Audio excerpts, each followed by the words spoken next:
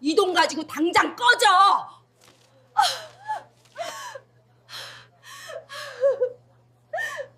3년을 기다렸습니다. 매일 새벽 4시에 일어나서 그의 도시락을 싸주고 밤 11시까지 편의점에서 일했죠. 그가 합격하면 둘도 행복해질 거라 믿었으니까요. 그런데 합격 발표 다음 날 그의 어머니가 그녀 앞에 통장을 던졌습니다. 이걸로 깨끗하게 정리하자고 하면서요. 이것은 지금 52세가 된 박미선 씨가 겪은 실화입니다. 30년 전 그녀가 22이었을 때의 이야기예요. 영상 시청 전 구독, 좋아요, 알림 설정 부탁드립니다. 1994년 봄 서울 신림동 고시촌 미선은 작은 분식집에서 아르바이트를 하고 있었습니다. 대학을 포기하고 서울로 올라온 지 1년째였죠. 시골 부모님께 부담을 드리지 않으려 악착같이 일했어요. 낮에는 분식집, 밤에는 편의점. 하루 15시간을 일해도 월세 내고 나면 남는 게 별로 없었습니다. 그날도 평소처럼 분식집에서 라면을 끓이고 있었어요. 손님이 들어왔습니다. 검은 뿔테 안경을 쓴 남자, 바로 준혁이었죠. 라면 하나 주세요. 계란은 빼주시고요. 네, 잠시만요. 준혁은 구석자리에 앉아 두꺼운 법전을 펼쳤습니다. 손가락 마디마디에 펜 자국이 가득했어요. 미선은 라면을 내오면서 그 모습을 봤죠. 뭔가 절박해 보였습니다. 자신처럼요. 준혁은 그날 이후로 매일 같은 시간에 왔어요. 항상 같은 메뉴, 계란 빼달라는 말도 똑같았습니다. 3개월쯤 지났을 때 미선이 먼저 말을 걸었죠. 손님, 계란 왜 안 드세요? 영양도 있고 좋은데. 준혁이 고개를 들었습니다. 처음으로 제대로 눈을 마주쳤어요. 돈이 아까워서요. 계란 하나에 500원인데 그 돈이면 연습지 한 권 더 살 수 있거든요. 미선의 가슴이 뜨끔했습니다. 저렇게까지 아껴가며 공부하는구나 싶었죠. 앞으로 계란 그냥 넣어드릴게요. 사장님 몰래요. 아니에요, 괜찮아요. 저도 돈 없어서 대학 못 갔어요. 손님처럼 뭔가를 포기하면서 사는 사람 마음 알아요. 그러니까 받으세요. 준혁의 눈빛이 흔들렸습니다. 그리고 작게 고개를 숙였어요. 감사합니다. 그게 시작이었습니다. 두 사람은 자연스럽게 가까워졌어요. 준혁은 서울대 법대를 졸업했지만 집안 형편이 어려워 사법고시에 매달리고 있었습니다. 아버지는 일찍 돌아가셨고 어머니와 여동생이 있었죠. 어머니는 식당에서 일하며 아들의 공부를 뒷받침했어요. 엄마가 저한테 거는 기대가 너무 커요. 제가 합격하면 우리 가족이 가난에서 벗어날 수 있다고 믿으시거든요. 준혁의 어깨는 무거웠습니다. 미선은 그 무게를 이해했어요. 자신도 부모님의 기대를 짊어지고 있었으니까요. 합격할 수 있어요. 손님만큼 열심히 하는 사람 본 적 없어요. 미선 씨는 왜 이렇게 저한테 잘해주세요? 그냥 힘내셨으면 좋겠어서요. 같이 힘든 사람끼리 응원해야죠. 그해 가을, 준혁이 고백했습니다. 미선 씨, 지금은 아무것도 없지만 합격하면 꼭 미선 씨 행복하게 해드릴게요. 저랑 사귀어 주시겠어요? 미선은 울컥했어요. 누군가 자신에게 행복을 약속한 건 태어나서 처음이었습니다. 네, 좋아요. 연애는 달콤했지만 현실은 녹록지 않았어요. 데이트다운 데이트를 할 수 없었습니다. 영화관 대신 공원 벤치, 카페 대신 편의점 앞이었죠. 하지만 미선은 행복했어요. 준혁과 함께라면 가난도 견딜 수 있었습니다. 사귄 지 6개월쯤 됐을 때 준혁의 어머니가 쓰러졌습니다. 과로래요. 병원비도 만만치 않고 당분간 일을 못하신대요. 준혁은 무너질 것 같았어요.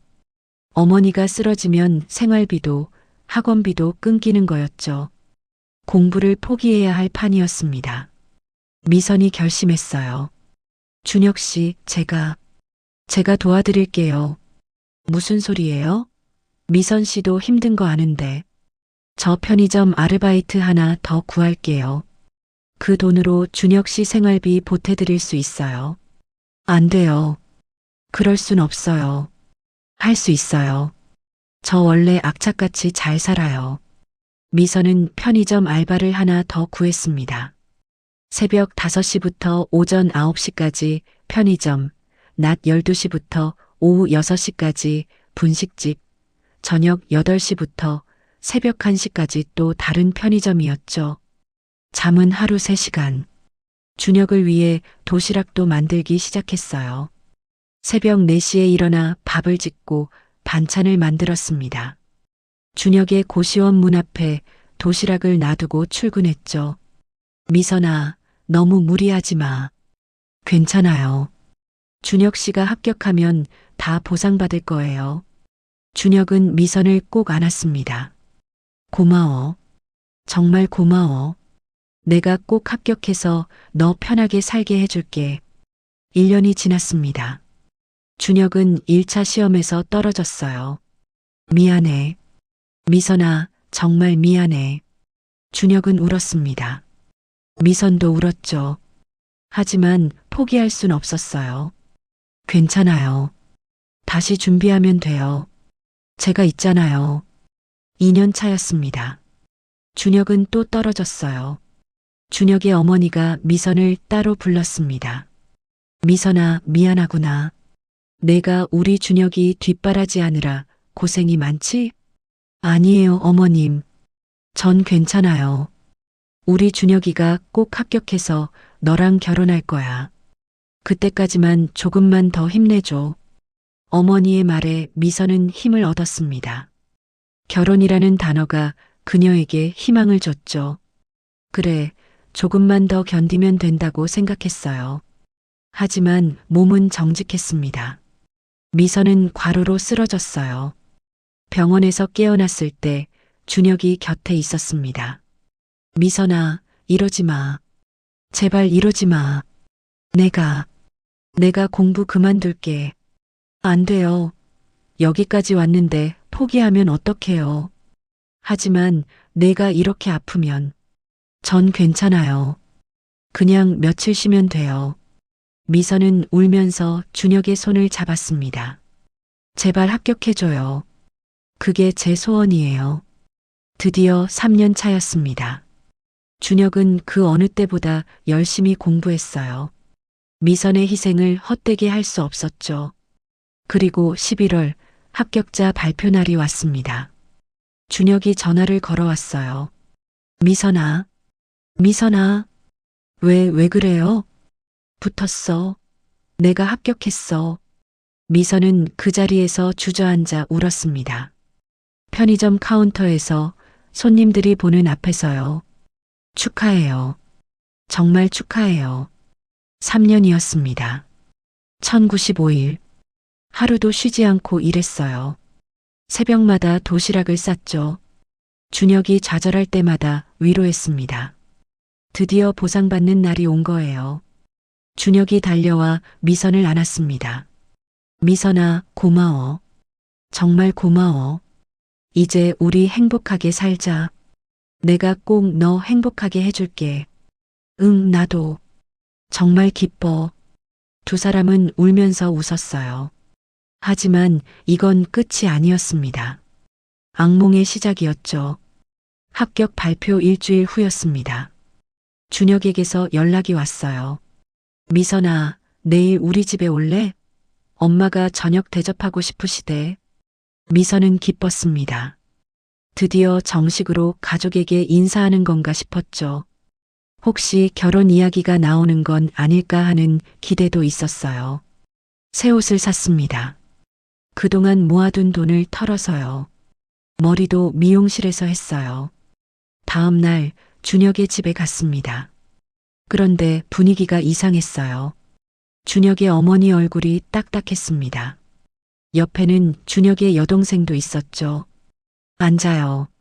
어머니의 목소리가 차갑게 느껴졌어요. 어머님, 준혁 씨 합격 정말 축하드려요. 그래요.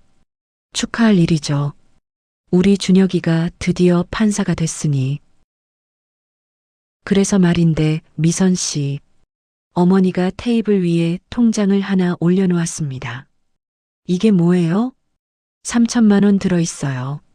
그동안 우리 준혁이 뒷바라지 해준 거 다 보상하는 거예요. 미선의 머릿속이 하얘졌어요. 무슨 말씀이세요? 준혁의 어머니가 찬찬히 말했습니다.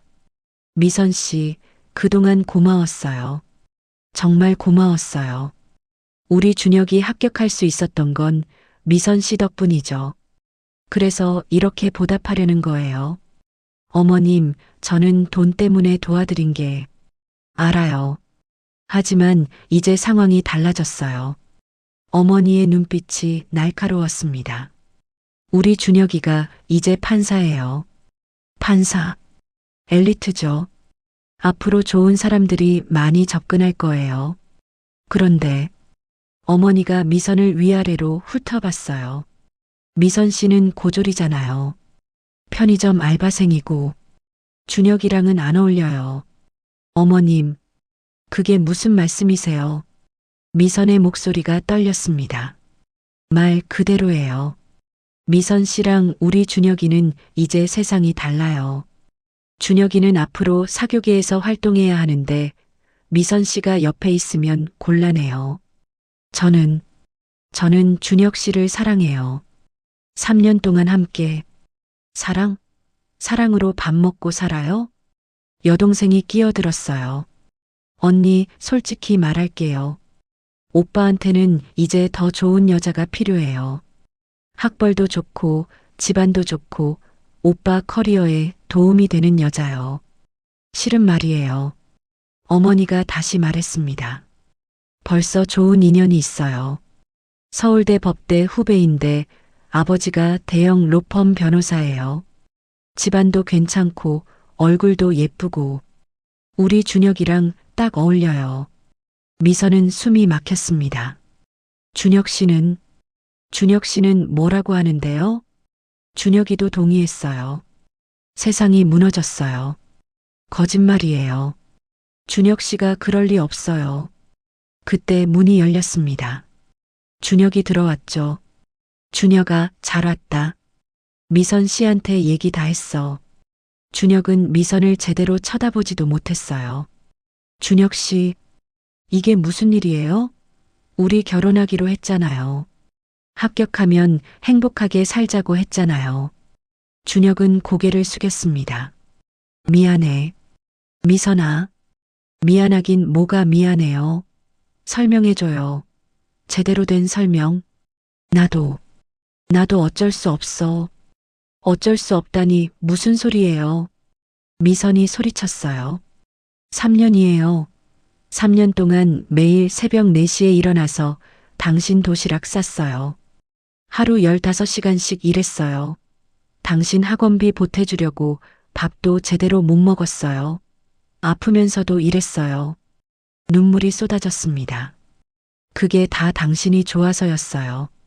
사랑했으니까요. 합격하면 우리 행복해질 거라고 믿었으니까요. 준혁도 울었어요. 미안해. 정말 미안해. 미안하면 뭐해요? 저한테 필요한 건 미안하다는 말이 아니라 사랑이에요. 약속이에요. 어머니가 끼어들었습니다. 됐어요, 미선 씨. 진정하고 이거 받아요. 통장을 밀어냈죠. 3천만 원이에요. 그동안 투자한 돈보다 훨씬 많을 거예요. 이걸로 새 출발하세요. 싫어요. 전 돈 필요 없어요. 준혁 씨만 있으면 돼요. 미선 씨. 어머니가 목소리를 높였어요. 현실을 봐요. 미선 씨랑 우리 준혁이는 이제 다른 세계 사람이에요. 준혁이가 판사로 성공하려면 그에 맞는 아내가 필요해요. 미선 씨는 그 역할을 할 수 없어요. 미선은 준혁을 바라봤습니다. 준혁 씨, 정말 이게 당신 뜻이에요? 준혁은 한참을 침묵했어요. 미선아, 나도 힘들어. 힘들긴 뭐가 힘들어요. 당신은 합격했잖아요. 꿈을 이뤘잖아요. 하지만 엄마 말도 일리가 있어. 내가 판사로 성공하려면 그만해요. 미선이 준혁의 말을 끊었습니다. 더 이상 듣고 싶지 않아요. 미선은 통장을 집어들었어요. 이거 진짜 받아가는 거예요. 하지만 보상이 아니에요. 제 3년에 대한 값이에요. 제 사랑에 대한 값이에요. 통장을 가슴에 꽉 안았습니다. 그리고 준혁 씨, 한 가지만 물어볼게요. 단 한 번만 정직하게 대답해줘요. 저랑 사귀면서 단 한 번이라도 진심으로 저를 사랑한 적 있어요? 준혁의 입술이 떨렸어요. 있었어. 거짓말. 미선이 씁쓸하게 웃었습니다. 진짜 사랑했으면 이럴 수 없어요. 진짜 사랑했으면 온 세상이 반대해도 저를 선택했을 거예요. 미선아, 전 준혁 씨 도구였던 거예요. 합격하기 전까지만 필요한 도구. 그치죠? 준혁은 대답하지 못했습니다. 미선은 몸을 돌렸어요. 행복하세요. 판사님, 부잣집 따님이랑 결혼해서 성공하세요. 저 같은 사람은 까맣게 잊으시고요. 미선아, 이제 저를 부르지 마세요. 다신 연락하지도 마시고요. 미선은 그 집을 나왔습니다. 계단을 내려가면서 주저앉았어요.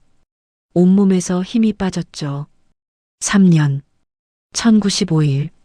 그 시간이 통장 하나로 정리됐습니다. 미선은 그 돈으로 작은 분식집을 차렸어요. 처음에는 매일 울었습니다. 국물을 끓이면서 손님을 받으면서 밤에 정리하면서요. 준혁 생각에 미칠 것 같았죠. 하지만 살아야 했습니다. 울어도 세상은 변하지 않았어요. 6개월 후 준혁의 결혼 소식을 들었습니다. 소문대로 서울대 법대 후배와 결혼했더군요. 신부 아버지가 유명 변호사였어요. 결혼식은 호텔에서 성대하게 치렀다고 했습니다. 미선은 그날 분식집을 닫고 혼자 소주를 마셨어요. 축하해. 준혁 씨, 2년이 지났습니다. 분식집은 나름 잘 됐어요. 손님들이 맛있다고 찾아왔죠. 미선은 악착같이 일했습니다. 더 이상 누군가를 위해서가 아니라 자신을 위해서요. 어느 날 분식집에 손님이 들어왔어요. 40대 남자였습니다. 동네에서 작은 인쇄소를 운영한다고 했죠. 사장님, 여기 떡볶이 진짜 맛있네요. 감사합니다. 근처에서 일하는데 자주 올게요. 그 남자, 민수는 정말 자주 왔습니다. 그리고 어느 날 조심스럽게 물었어요. 사장님, 혹시 저랑 영화 한 편 보실래요? 미선은 고개를 저었습니다. 죄송한데, 저 연애 안 해요. 아, 그러시구나. 죄송합니다. 민수는 더 이상 묻지 않았어요. 하지만 여전히 분식집에 왔습니다. 그냥 손님으로요. 1년이 더 지났어요. 미선은 30이 됐습니다. 분식집은 점점 번창했죠. 이제 직원도 2명 뒀어요. 민수는 여전히 단골이었습니다. 가끔 분식집 일을 도와주기도 했어요. 민수 씨, 손님이 왜 일까지 도와줘요? 그냥 사장님 혼자 힘들어 보여서요. 전 괜찮아요. 알아요. 사장님은 항상 괜찮다고 하시죠. 그래도 가끔은 기대도 되고 싶은데. 미선은 민수를 봤습니다. 담백한 눈빛이었어요. 준혁처럼 절박하지도 뭔가를 바라는 것 같지도 않았죠. 그냥 순수하게 자신을 걱정하는 눈빛이었습니다. 민수 씨, 네, 영화. 아직도 같이 보고 싶으세요? 민수가 환하게 웃었어요. 네, 물론이죠. 그렇게 미선은 다시 사랑을 시작했습니다. 그로부터 5년이 지났어요. 미선은 민수와 결혼했습니다. 분식집은 체인점으로 확장했죠. 아이도 하나 생겼어요. 행복했습니다. 준혁과 함께였을 때와는 다른 평온한 행복이었어요. 어느 토요일 오후였습니다. 분식집에 손님이 들어왔어요. 미선은 주방에서 떡볶이를 만들고 있었습니다. 직원이 주문을 받았죠. 사장님, 라면 하나요. 미선이 주방에서 나왔다가 멈췄어요. 손님은 준혁이었습니다. 준혁도 미선을 봤어요. 두 사람은 말없이 서로를 바라봤죠. 미선아.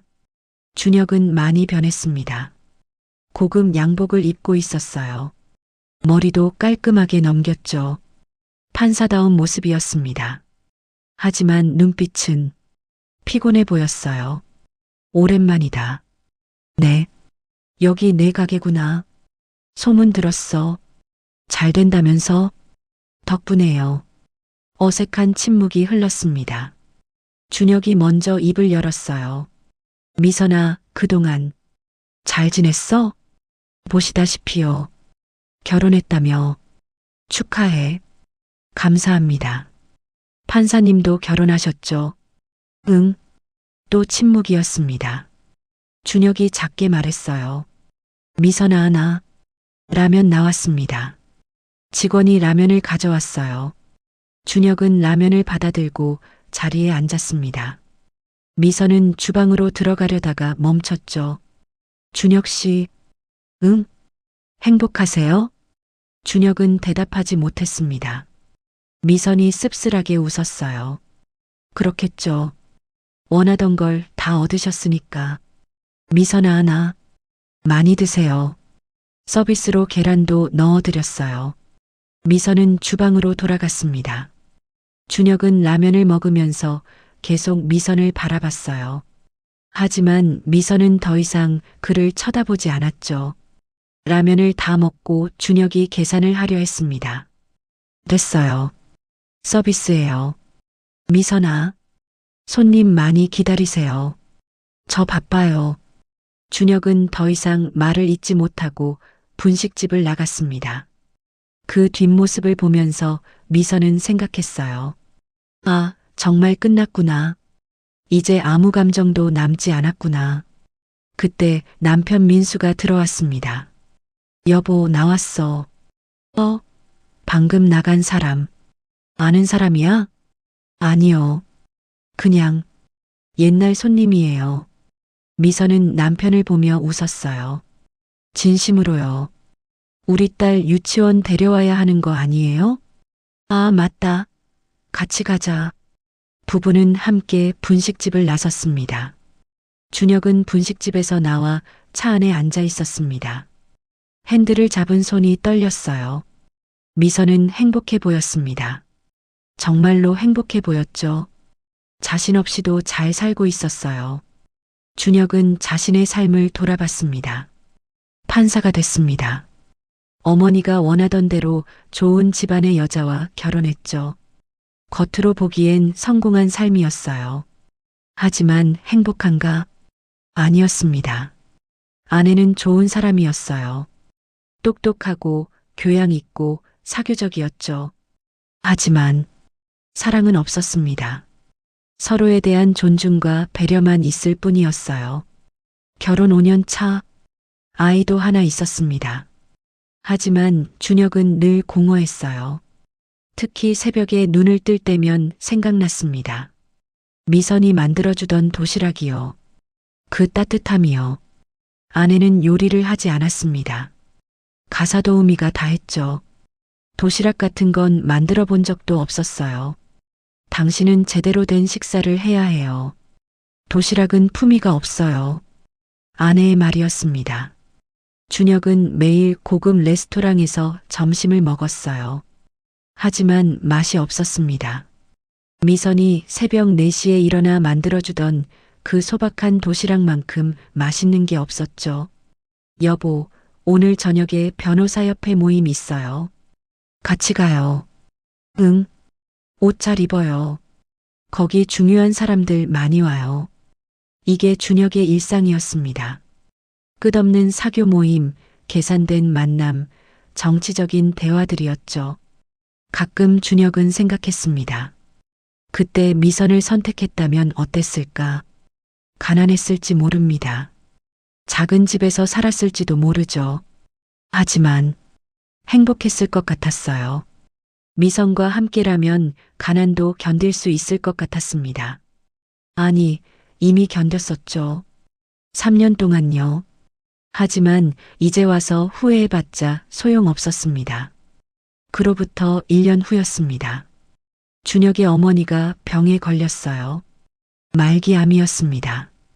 병실에서 어머니가 준혁을 불렀죠.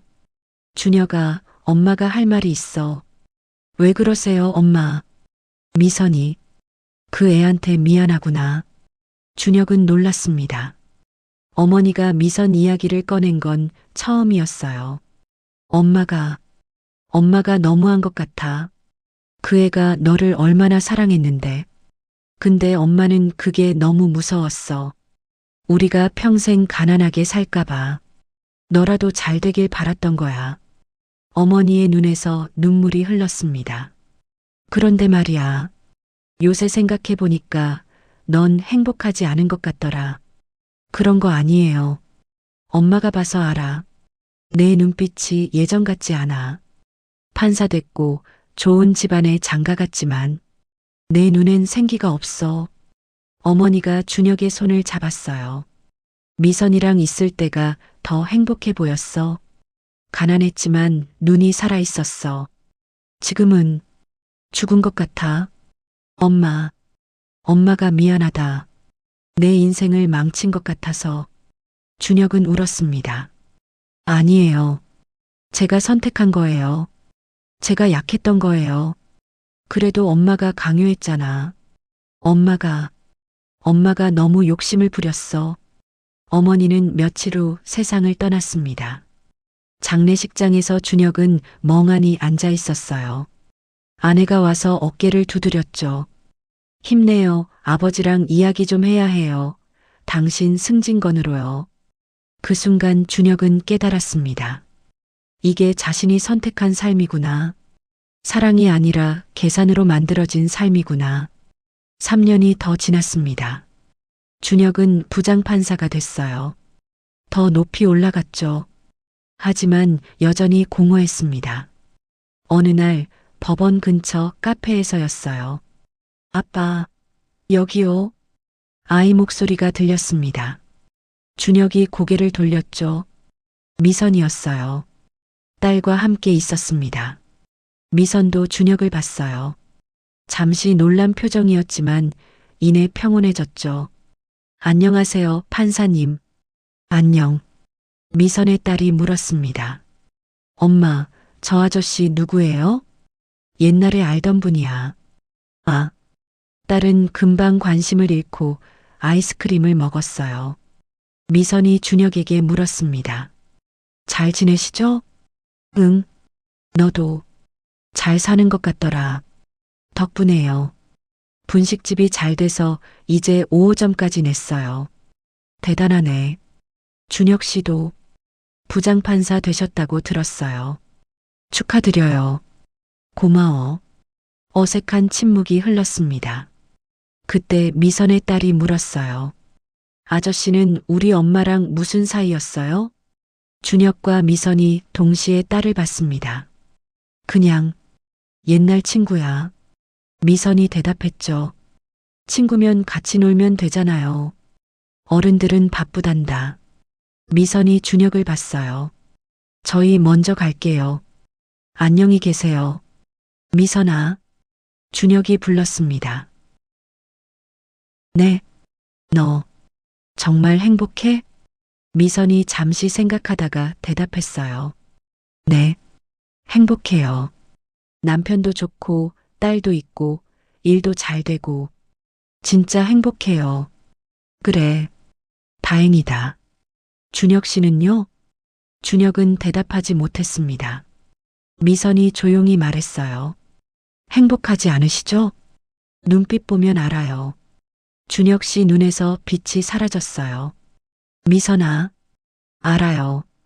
후회하시는 거, 그때 저를 선택했어야 했다고 생각하시는 거, 미선이 쓸쓸하게 웃었습니다. 근데요, 준혁 씨.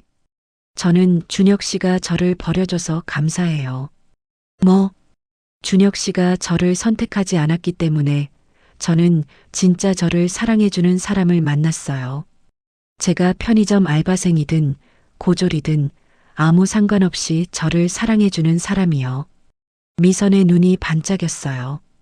그리고 제 힘으로 살아가는 법을 배웠어요. 누군가에게 기대지 않고요. 이제는 누가 저를 버려도 혼자 잘 살 수 있어요. 그러니까 후회하지 마세요. 준혁 씨는 준혁 씨가 원한 걸 얻으셨잖아요. 판사 되셨고, 좋은 집안에 장가 가셨고, 성공하셨잖아요. 준혁이 쓰게 웃었습니다.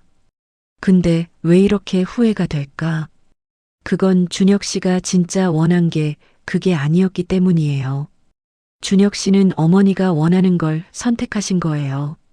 준혁 씨 자신이 원하는 게 아니라요. 미선이 일어섰어요. 저는 이만 갈게요.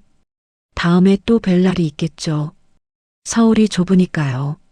미선아, 마지막으로 한 가지만 물어볼게. 네.